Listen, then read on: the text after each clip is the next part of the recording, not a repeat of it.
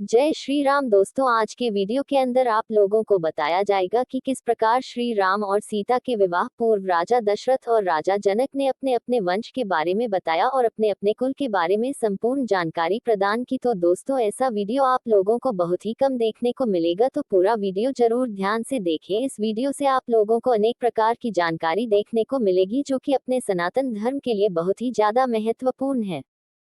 चलिए शुरू करते हैं। महाराज जनक के कनिष्ठ भ्राता कुशध्वज सांकाश्यपुरी में रहकर राज्य का प्रबंध किया करते थे। सीता के विवाह का समाचार पाकर महाराज वे भी सांकाश्यपुरी से मिथिला आ गए। अपने अग्रज महाराज जनक तथा गुरु शतानंद जी को प्रणाम करने के पश्चात वे बोले, हे भ्राता, अयोध्यापति पधार चुके हैं, इसलिए अब विवाह संबंधी कार्यों का शुभारंभ कर देना चाहिए। इस पर जनक जी ने शतानंद जी से कहा, हे गुरुवर, भाई कुशध्वज के कहने के अनुसार हमें शुभ रीतियों और विधि विधानों के अनुसार कार्य प्रारंभ करना चाहिए। अतः आप शीघ्र जाकर अयोध्यापति महाराज दशरथ को राजकुमारों सहित आदरपूर्वक यहाँ लिवा लाइए।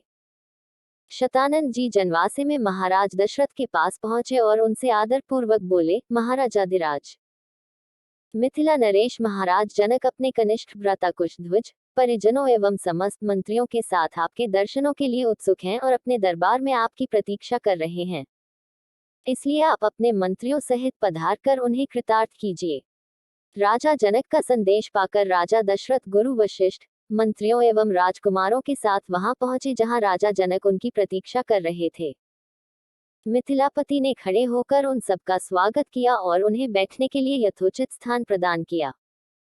जब सब अपने अपने स्थानों पर विराजमान हो गए तो इक्ष्वाकु वंश के गुरु वशिष्ठ जी ने राजकुमारों का गोत्र पढ़ना प्रारंभ किया, जो इस प्रकार था। आदि रूप स्वयंभू ब्रह्मा जी से मरीचि का जन्म हुआ। मरीचि के पुत्र कश्यप हुए। कश्यप के विवस्वान और विवस्वान के वैवस्वत मनु हुए। वैवस्वत मनु के पुत्र इक्ष्वाकु हुए। इक्ष्वाकु ने अयोध्या को अपनी राजधानी बनाया और इस प्रकार इक्ष्वाकु कुल की स्थापना की। इक्ष्वाकु के पुत्र कुक्षी हुए। कुक्षी के पुत्र का नाम विकुक्षी था। विकुक्षी के पुत्र बाण और बाण के पुत्र अनरण्य हुए। अनरण्य से पृथु और पृथु से त्रिशंकु का जन्म हुआ। त्रिशंकु के पुत्र धुंधुमार हुए। धुंधुमार के पुत्र का नाम युवनाश था। युवनाश के पुत्र माधाता हुए और माधाता से सुसंधि का जन्म हुआ। सुसंधि के दो पुत्र हुए, ध्रुवसंधि एवं प्रसेनजित। ध्रुवसंधि के पुत्र भरत हुए। भरत के पुत्र असित हुए और असित के पुत्र सगर हुए। सगर के पुत्र का नाम असमना था। असमना के पुत्र अंशुमान तथा अंशुमान के पुत्र दिलीप हुए। दिलीप के पुत्र भागीरथ हुए। इन्हीं भागीरथ ने अपनी तपोबल से गंगा को पृथ्वी पर लाया। भागीरथ के पुत्र ककुत्स्थ और ककुत्स्थ के पुत्र रघु हुए। रघु के अत्यंत तेजस्वी और पराक्रमी नरेश होने के कारण उनके बाद इस वंश का नाम रघुवंश हो गया। रघु के पुत्र प्रवृद्ध हुए, जो एक शाप के कारण राक्षस हो गए थे। इनका दूसरा नाम कल्माशपाद था। प्रवृत्त के पुत्र शंखन और शंखन के पुत्र सुदर्शन हुए। सुदर्शन के पुत्र का नाम अग्निवर्ण था। अग्निवर्ण के पुत्र शीघ्रग और शीघ्रग के पुत्र मरु हुए। मरु के पुत्र प्रशुश्रुक और प्रशुश्रुक के पुत्र अम्बरीश हुए। अम्बरीश के पुत्र का नाम नहुष था। नहुष के पुत्र ययाति और ययाति के पुत्र नाभाग हुए। नाभाग के पुत्र का नाम अज था। अज के पुत्र दशरथ हुए और दशरथ के ये चार पुत्र रामचंद्र, भरत, लक्ष्मण तथा शत्रुघ्न हैं। इक्ष्वाकु कुल का वर्णन करने के पश्चात वशिष्ठ जी ने कहा, हे राजन, अब आप भी अपनी वंश परंपरा का परिचय दीजिए, क्योंकि विवाह जैसे मांगलिक अवसरों पर दोनों ही कुल अपने अपने वंश का परिचय देते हैं।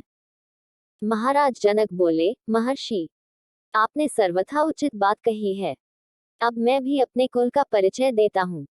प्राचीन काल में निमि नामक एक धर्मात्मा राजा थे। उनके मिथि नामक पुत्र हुआ, जिन्होंने मिथिला बसाई। मिथि के पुत्र का नाम जनक था। उन्हीं के नाम पर मिथिला के राजा लोग जनक कहलाते हैं। जनक के पुत्र उदावसु और उदावसु के पुत्र नंदिवर्धन हुए। नंदिवर्धन के पुत्र का नाम शूरवीर था। शूरवीर के पुत्र सुकेतु और सुकेतु के पुत्र देवरात हुए। देवरात के पुत्र का नाम बृहद्रथ था। बृहद्रथ के पुत्र महावीर और महावीर के पुत्र सुधृति हुए। सुधृति के पुत्र का नाम धृष्टकेतु था। धृष्टकेतु के पुत्र हर्यश्व और हर्यश्व के पुत्र मरु हुए। मरु के यहाँ प्रतिंधक की उत्पत्ति हुई। प्रतिंधक के पुत्र कीरतीर्थ, कीरतीर्थ के पुत्र देवमीर, देवमीर के पुत्र विबुध और विबुध के पुत्र महींद्रक हुए।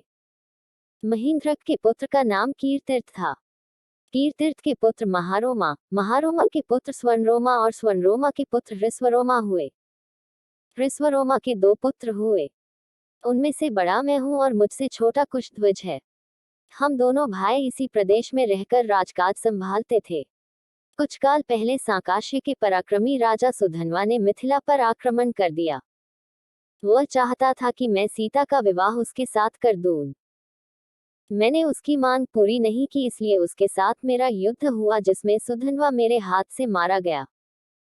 तब से मेरा कनिष्ठ भ्राता कुशध्वज सांकाश्य पर शासन करता है और मैं मिथिला पर।